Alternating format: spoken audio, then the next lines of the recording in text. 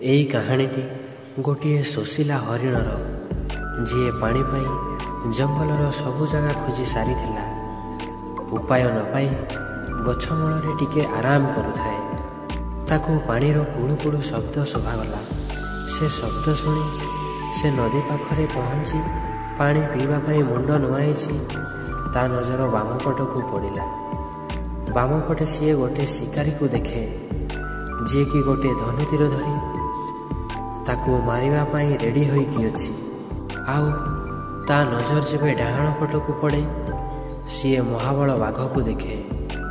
ମରଣକୁ ଅତି ପାଖରୁ ଦେଖି ହରିଣ ପାଣି ଫାଣି ସବୁ ଭୁଲିଯାଏ। ଜୀବନ ବିକଳରେ ପଛକୁ ଫେରିବା ପାଇଁ ଚେଷ୍ଟା କରିଲା ବେଳକୁ ସାରା ଜଙ୍ଗଲରେ ନିଆଁ ଲାଗି ସାରିଥିଲା, ଯାହା ବହୁତ ଜୋରରେ ହରିଣ ଆଡ଼କୁ ମାଡ଼ି ଆସୁଥିଲା। ହରିଣ କରିବ ତ କ'ଣ କରିବ? ଗୋଟେ ପଟେ ଶିକାରୀ, ଆଉ ଗୋଟେ ପଟେ ବାଘ, ଆଗପଟେ ବିଶାଳ ନଦୀ ଓ ପଛପଟେ ହୁଦୁ ହୁଦୁ ନିଆଁ। ଏମିତି ଏକ ବିଷମ ପରିସ୍ଥିତିରେ ହରିଣ ଧୈର୍ଯ୍ୟର ସହ ଭାବିଲା, ମୁଁ ତ ଯେମିତି ହେଲେ ମରିଯିବି। ତେଣୁ ପ୍ରଥମେ ପାଣି ପିଇ ସାରେ, ତାପରେ ଦେଖିବା କ'ଣ ହେଉଛି। ହରିଣ ପାଣି ପିଉଥିବା ବେଳେ ଭୟଙ୍କର ବାଦଲ ସହ ବର୍ଷା ଆସିଲା, ଯାହାଫଳରେ ଜଙ୍ଗଲର ନିଆଁ ଲିଭିଗଲା। ବର୍ଷା ପବନ ଯୋଗୁଁ ଶିକାରୀର ଲକ୍ଷ୍ୟଭ୍ରଷ୍ଟ ହୋଇ ତୀର ଯାଇକି ବାଘ ଦେହରେ ବାଜେ ଓ ବାଘ ଶିକାରୀକୁ ଖାଇବା ପାଇଁ ଗୋଡ଼େଇବାକୁ ଲାଗିଲା। ହରିଣ ଯେବେ ପାଣି ପିଇ ସାରି ଚାରିଆଡ଼କୁ ଦେଖେ, ସବୁ ଶାନ୍ତ ଥାଏ।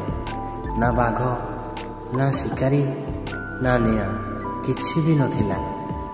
ସେହିପରି ସାଙ୍ଗମାନେ, ମଣିଷ ଜୀବନରେ ପ୍ରୋବ୍ଲେମ୍ ଆସେନି, କିନ୍ତୁ ଯେତେବେଳେ ଆସେ ଭାଇ ବନ୍ଧୁ କୁଟୁମ୍ବକୁ ଧରି ଚାରିଆଡ଼ୁ ଅଚାନକ କଳା ମେଘ ପରି ମାଡ଼ି ଆସେ। ମଣିଷ ସେ ସମୟରେ ବହୁତ ଡରିଯାଏ, ନିଜର ଭାବନା ଜାଲରେ ଛନ୍ଦି ହୋଇଯାଏ।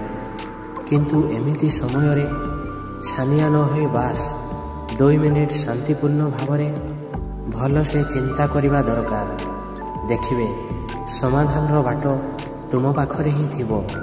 ସମସ୍ୟାର ସାମ୍ନା କର ଓ ଆଗକୁ ବଢ଼ି ଚାଲ।